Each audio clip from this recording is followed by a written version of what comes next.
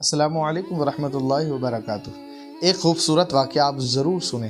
ایک دن عثمان غنی رضی اللہ تعالیٰ عنہ نے نبی کریم صلی اللہ تعالیٰ علیہ وسلم کی دعوت لی۔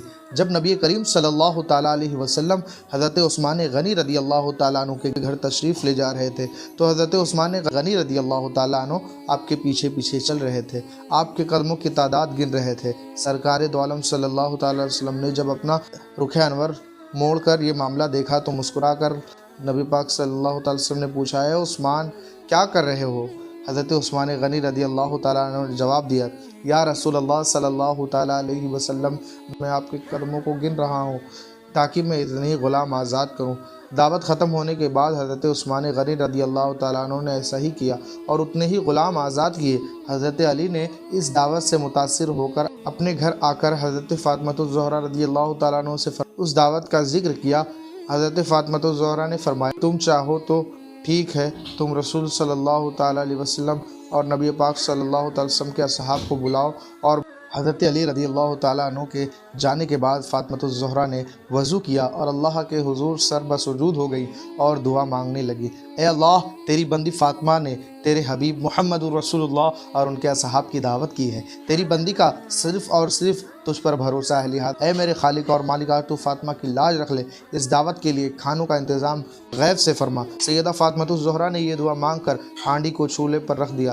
اللہ کے فضل و کرم سے تمام ہانڈیوں میں رنگ برنگ کے کھانوں سے بھری پڑی تھی۔ جب سرکار دو عالم صلی اللہ تعالیٰ علیہ وسلم نے اپنے اصحاب کے ساتھ تشریف لائے تو فاطمہ الزہرا نے ہانڈی سے ڈھکن اٹھا کر کھانا ڈالنا شروع کیا۔ اصحاب رسول کھانے کی خوشبو سے حیران رہ گئے۔ جب صحابہ کرام نے کھانا کھایا تو کھانوں کی لذت نے انہیں مزید حیران کر دیا۔ نبی کریم صلی اللہ تعالیٰ علیہ وسلم نے صحابہ کرام رضوان اللہ تعالیٰ عنہ اجمعین کو حیران دیکھ کر فرمایا، حیران ہو رہے ہو؟ تمہیں معلوم ہے کھانا کہاں سے آیا؟ تمام صحابہ کرام رضوان اللہ تعالیٰ عنہ اجمعین میں جواب دیا، اللہ اور اس کے رسول بہتر جانتے ہیں۔ سرکار دو عالم صلی اللہ تعالیٰ وسلم نے فرمایا، فاطمہ نے یہ کھانا ہم لوگوں کے لیے جنت سے منگوا کر دعوت کی ہے۔ اس کے بعد حضرت فاطمہ الزہرا پھر سر بسجود ہو گئی، اس طرح دعا مانگنے لگی، اے میرے مالک، حضرت عثمان غنی رضی اللہ تعالیٰ عنہ نے تیرے محبوب کے ہر قدم کے بدلے ایک غلام آزاد فرمایا، فاطمہ کے پاس اتنی استطاعت نہیں ہے وہ غلام آزاد کرے، اے میرے رب، تو نے پہلے بھی میری لاج رکھی اور جنت سے کھانا بھیج دیا، اب تیرے محبوب جتنے قدم چل کر میرے گھر آئے ہیں اتنے ہی سرکار دو عالم صلی اللہ تعالیٰ وسلم کی امتی جہنم کی آگ سے آزاد فرما دے۔